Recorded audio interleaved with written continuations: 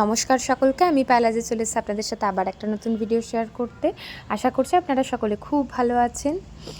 তো আমি তো এর আগে আপনাদের সাথে শেয়ার করেইছি যে আমরা এখন লম্বা ছুটিতে আছি, আমি আর আমার বোন। আর আমরা এখন মামার বাড়ি, মাসির বাড়ি সব জায়গা ঘুরে বেড়াবো। তো আমি এর আগে যে ভিডিওটা আপনাদের সাথে শেয়ার করেছিলাম, লং ভিডিওটা, সেটা কিন্তু আমার ছোটো মামার বাড়ি ছিল, আর এটা কিন্তু আমার বড় মামার বাড়ি। তো আমি আর বোন 29 তারিখে রাত্রের বেলা বড় মামার বাড়িতে এসেছি।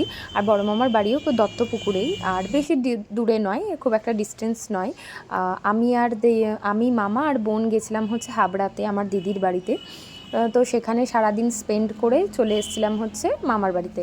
তো ওখানে আর কোনো ক্লিপ নেওয়াই হয়নি, একদম ভুলেই গেছি। শুধু দিদির মেয়ের সাথে কয়েকটা ফটো ভিডিও নেওয়া হয়েছে, বাট বাকি সমস্ত কিছু ভুলে গেছি, এত গল্প করেছি আমরা। ইভেন এখানে আসার পরেও আমাদের সেরকম কোনো ভিডিও নেওয়া হয়নি, সেটা আমি পরে শেয়ার করছি কারণটা। তো মামার বাড়িতে যখন ঢুকেছিলাম তখন সেরকম আর কি গাছপালা মানে দেখেছি, বাট অতটা অন্ধকারে বুঝতে পারিনি যে কী গাছ আছে না আছে।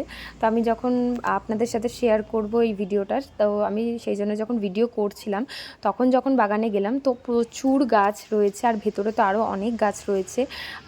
তো সেই রকম মানে অ্যাকচুয়ালি প্রচণ্ড মশা এখানে, তো আমি আর ভেতরে ঢুকিনি। তো যে কটা সামনের ছিল সেই কটারই ভিডিও করেছি। তো মামার বাড়িতে একটা অনেক বড় সবেদা গাছ আছে এবং লিচু গাছ আছে। আর এইটা হচ্ছে মামার বাড়ি। আর অনেক বড় একটা ডাব গাছও আছে, প্রচুর ডাব আছে এখানে। আমাদের শান্তিপুরেও প্রচুর ডাব গাছ আছে, কিন্তু মানে কারোর বাড়িতে সেরকম এখন আর দেখা যায় না। আর মামার বাড়িতে মানে ডাব গাছ তো আছে, তার সাথে প্রচুর ডাবও হয়েছে। আর সবেদা গাছেও ভালোই দেখলাম সবেদা হয়েছে। আসলে দিদির বিয়ের সময় যখন এসেছিলাম তখন একবার সবেদা খেয়েছিলাম, আমার মনে ছিল না যে এখানে একটা সবেদা গাছ আছে। বাট পরে মনে পড়েছে যে আমি তো দিদির বিয়েতে এসে খেয়েওছি, আর তখনও যখন খেয়েছিলাম তখন ভীষণ মিষ্টি ছিল সবেদাটা। আর এই নীলকণ্ঠ গাছটা আমি আমাদের শান্তিপুরে অনেকের বাড়িতেই এখন দেখি। তো আমাকে একটা কাকিমা বলেছিল যে এটাই নাকি আসল নীলকণ্ঠ, এর ছাড়া যেটা সাদা বা নীল কালারের হয় সেটাকে অপরাজিত ফুল বলা হয়। তো আমি জানি না কতটা সঠিক, আসলে আমার শোনা কথাই আপনাদের সাথে শেয়ার করলাম।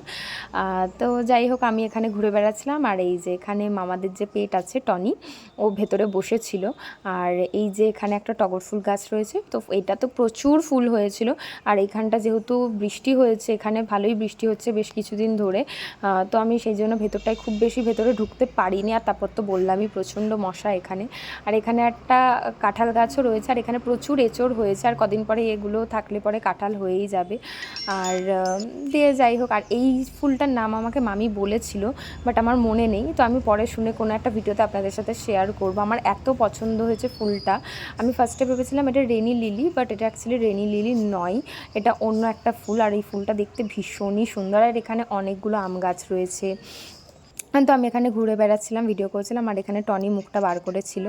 আর এখানে ভেতরে বসে আছে, আসলে তো সারা রাত জেগে পাহারাই দেয়। তো তারপরে আমরা ভেতরে চলে আসলাম, এসে দেখি মামি মানে পুজো দেবে বলে এখানে হচ্ছে কলাটা নিয়ে এসেছিলো। আর এইটা কিন্তু মামার বাড়ির গাছের কলা।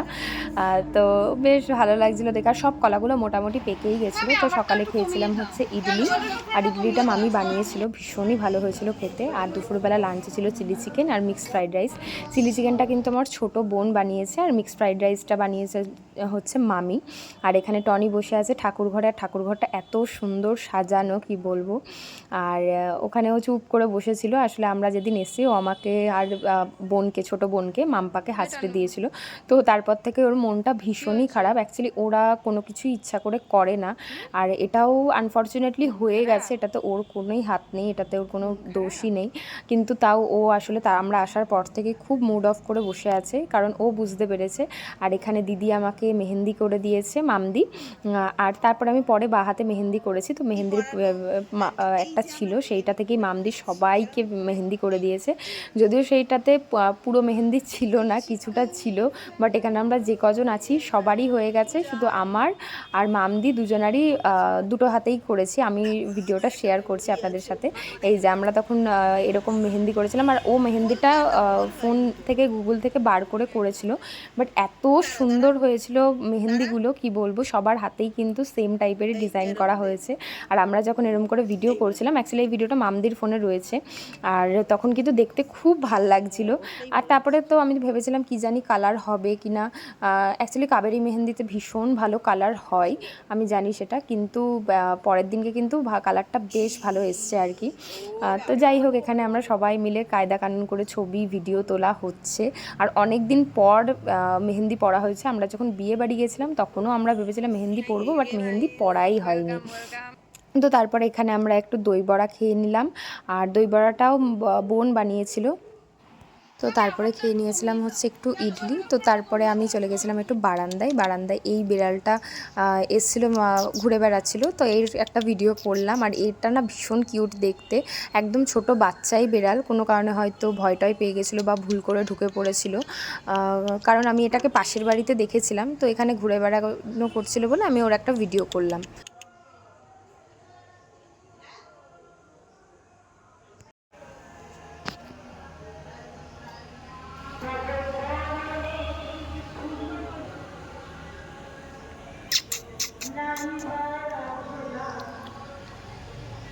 তারপরে বাইরে একটু হাওয়া দিচ্ছিল বলে আমি আর টনি একটু বাইরে হাঁটাহাঁটি করছিলাম, ঘুরে বেড়াচ্ছিলাম আর কি। আর প্রচণ্ড মশা বলে বেশিক্ষণ থাকিনি বাইরে, তারপরে চলে এসেছিলাম হচ্ছে ভেতরে।